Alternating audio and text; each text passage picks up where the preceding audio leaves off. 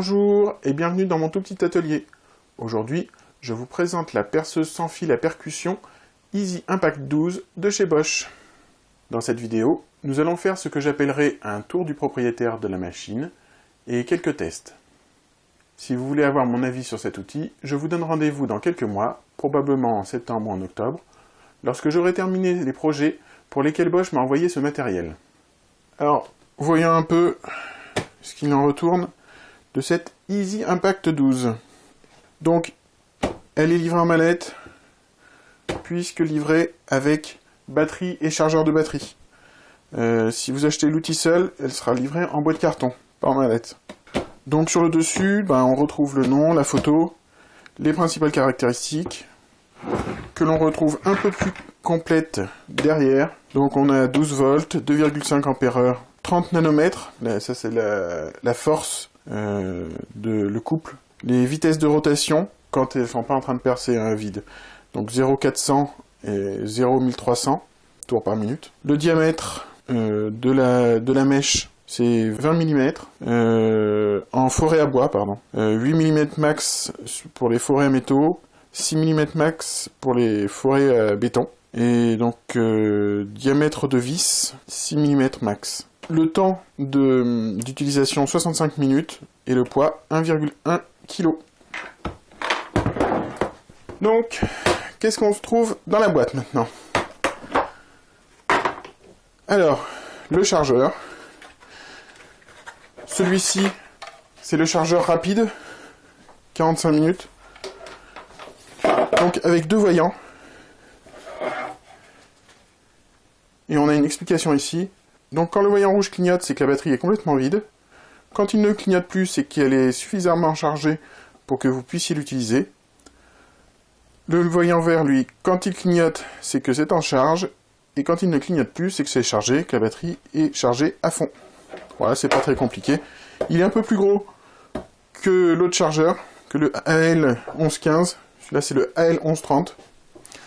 Alors, comme d'habitude, on a une documentation commerciale de Bosch, un manuel du chargeur et un manuel de la perceuse. Je vais remettre ça là. On a aussi un petit embout de vissage. Voilà, rien de bien extraordinaire, mais ça permet déjà de dépanner si on n'a rien d'autre.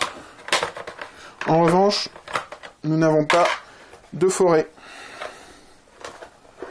Alors, la perceuse, elle est ni légère ni lourde, on va dire. Elle semble qualitative, hein. On n'a pas l'impression que c'est un jouet. Donc, comment elle se présente? Comme toute, avec la batterie qui est amovible au bout de la poignée. Ici, la gâchette. Ici, le sens vissé, dévissé. Ici, deux vitesses, 2 ou 1. Voilà. Ici, un voyant de batterie, également un voyant de sens pour savoir si on dévisse ou on visse. Moi, je trouve que c'est assez pratique, même si on s'en rend vite compte, et qu'à force, on a l'habitude de faire comme ça ou comme ça. Mais des fois, ça peut être pratique, donc hop, dans ce sens-là.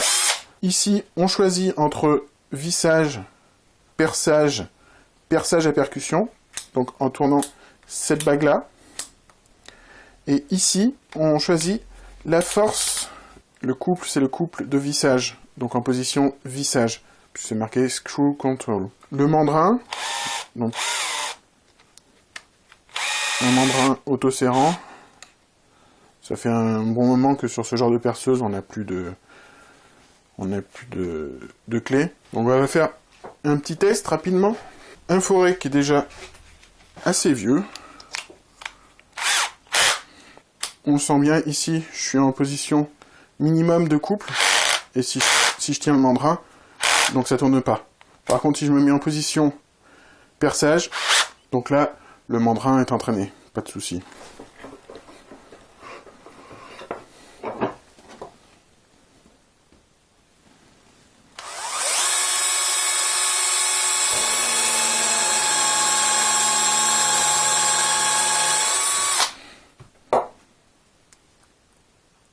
Et voilà. Donc c'est assez rapide, hein, avec un forêt et un frésoir qui sont déjà bien usagés. Alors maintenant on va essayer de visser. Voilà, on va utiliser l'embout fourni par Bosch. Et donc on va se mettre sur position vissage, et donc avec le couple au minimum. Donc je fais ce qu'il ne faut jamais faire. Enfin ce qu'il ne faut jamais faire, oui. C'est-à-dire visser sans pré-trou.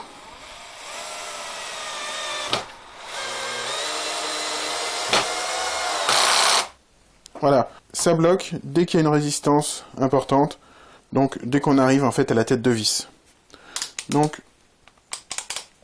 j'augmente un peu, ça me permet d'enfoncer un peu plus, j'augmente encore un peu, et là, ça passe en dessous. Petit oubli lors du tour du propriétaire avant de terminer. Il y a une petite lumière devant pour voir où on perce. Ça paraît bête, mais c'est très pratique. Donc voilà pour la présentation de l'Easy Impact 12. Et voilà, c'est terminé. Merci d'avoir regardé cette vidéo.